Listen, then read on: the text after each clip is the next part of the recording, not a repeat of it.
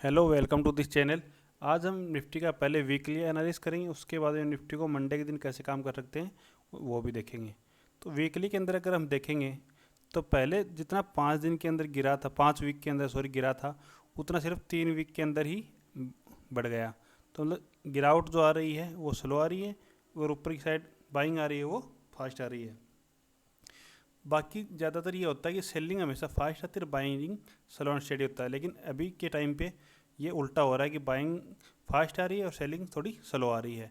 ये ऐसा इस कारण से हो रहा है कि एक तो इंडिया विक्स बहुत कम है इस टाइम पे। अगर आप इंडिया विक्स को देखेंगे तो लगभग 11 से लेके 12 के बीच में ट्रेड कर रहा है। जब भी इंडिया विक्स 11 से 12 या फिर 13 तक भी रहता है तब मूवमेंट बड़े नहीं आते और मूवमेंट अप साइड में ही ज़्यादा आते हैं। नीचे की साइड मूवमेंट बहुत ही कम आते हैं, डिप बहुत कम मिलेगा ऐसे ही। लेकिन अगर इंडिया विक्स 15-16 के आसपास चला जाता है उसके बाद में मूवमेंट बड़े हो जाते हैं और अप साइड में अगर मतलब 100 पॉइंट आ रहा है तो डाउन साइड में वो लगभग 150-200 पॉइंट तक फास्ट आता है। तो ये हम देख सकते हैं वॉलेटिलिटी के हिसाब से हम रख सकते हैं हमारा डिसिप्लिन की। अगर जब तक इंडिया विक्स कम है तो हम कोई भी डिप से अप साइड के लिए ही ट्रेड देखेंगे। तो वो हम साथ में ये भी इसको इंक्लूड कर सकते हैं चार्ट के साथ में कि इंडिया विक्स कम है तो हमें कैसे ट्रेड प्लान करना चाहिए। अब हम वीकली के अंदर देखें तो एक एन पैटर्न बना रहा है निफ्टी। ये देखो यहाँ से अप साइड में गया, फिर ये एक रिवर्सल आया, नीचे साइड पुल बैक दिया, उसके बाद में वापस अब जा रहा है। लेकिन लगातार देखेंगे हम कि चलो ये कैंडल तो एक छोटी कैंडल थी, उसके बाद में दोनों कैंडल बड़ी कैंडल बनी है। तो ऐसी कैंडल बनने के बाद में तीसरी कैंडल एक और इतना बड़ा बन जाए इसकी उम्मीद बहुत ही कम है। तो इस वीक ये कैंडल जो बनेगी, ये जो है हमारा एन पैटर्न का ब्रेकआउट दिया, ऊपर एक कैंडल ने क्लोज भी दे दिया है। तो अगले कैंडल ये हो सकता है यहाँ पे एक होल्ड कैंडल बना दे, वो रेड भी हो सकती है या फिर ग्रीन भी हो सकती है, लेकिन वो कैंडल छोटी बनेगी। जैसे ये कैंडल बनी है, ये कैंडल बनी है, ये कैंडल बनी है। होल्ड कैंडल कैसी भी बन सकती है, वो ग्रीन भी हो सकती है फिर रेड भी हो सकती है, कैसी भी हो।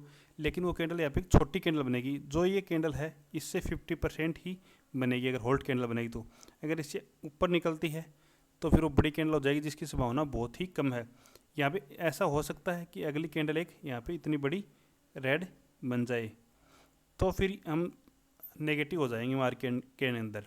अभी फ़िलहाल के हिसाब से मार्केट में कोई भी नेगेटिव नहीं दिख रहा है क्योंकि लगातार आ रहा है और वीकली के अंदर एक बहुत ही अच्छा पैटर्न एंड पैटर्न ये बना रहा है जिसका पुल बैक भी दे दिया। तो एक छोटा सा रिवर्सल मिल जाए उसके बाद में अगर ऊपर की साइड निकलता है तो हमें लगभग 21,000 तक के टारगेट भी हमें मिल सकते हैं इस साल के अंदर अंदर ही।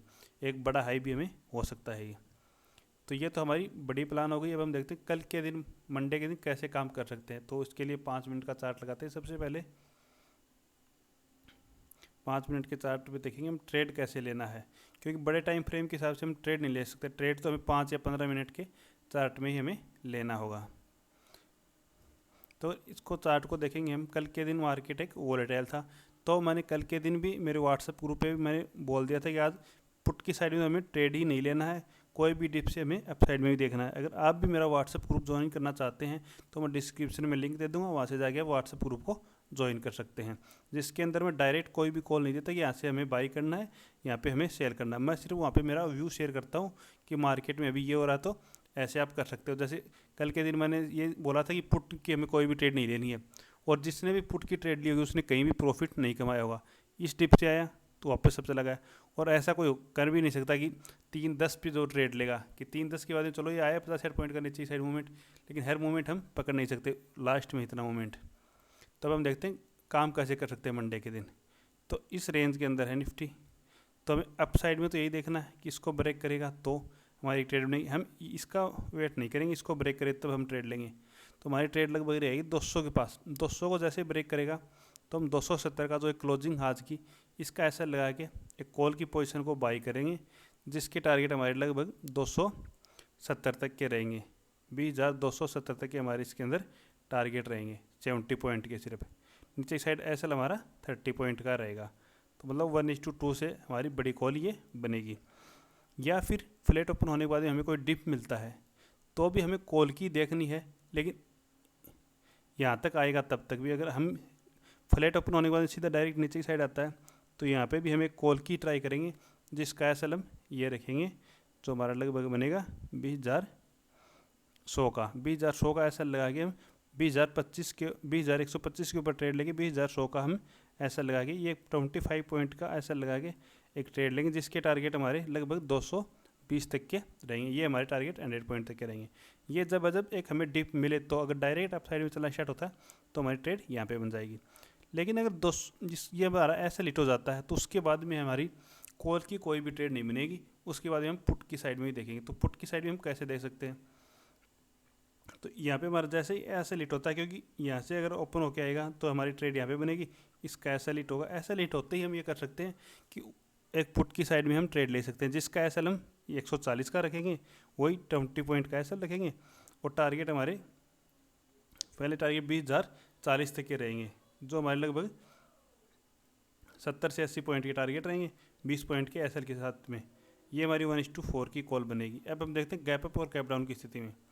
तो अगर गैप अप ओपन होता है तो कोई अच्छी ट्रेड हमारी बनती नहीं है, क्योंकि लाइफ टाइम हाई के ऊपर ही ओपन होगा। तो हो सकता है एक डिप मिल जाए, जैसे यहाँ पे देखो गैप अप ओपन हुआ, थोड़ा ऊपर गया, नीचे आ गया। तो ऐसे गैप अप की स्थिति में हमें कभी भी ट्रेड अवॉइड करेंगे, या फिर 2 बजे तक रेंज बना देता है, उसके बाद में जिस भी साइड ब्रेक करेगा तो हम ट्रेड करेंगे। 2 बजे तक कोई भी ट्रेड नहीं लेंगे गैप अप की स्थिति में। अब हम देखते हैं गैप डाउन की स्थिति में कैसे ट्रेड कर सकते हैं। तो अगर इस लेवल से नीचे गैप डाउन ओपन होता है निफ्टी, तो फिर हमें कोई भी कॉल की ट्राई नहीं करनी है, फिर हमें पुट का ही देखना है। तो पुट को हम कैसे देख सकते हैं, जैसे यहाँ पे ओपन हुआ तो या तो कोई यहाँ पे एन पैटर्न बनाए नीचे की साइड तो हम पुट की ट्राई करेंगे, या फिर थोड़ा पुल बैक आए ऐसे और फिर वापस नीचे की साइड इसको ब्रेक करें तो फिर हम पुट की ट्राई करेंगे। डायरेक्ट यहाँ पे ओपन होते ही भी हम पुट नहीं लेंगे, कोई प्राइस एक्शन के ऊपर ही पुट लेंगे। तो इससे पहले हमें और कोई भी ट्रेड नहीं लेनी है। गैप अप की स्थिति में बता दिया, गैप डाउन की स्थिति में बता दिया।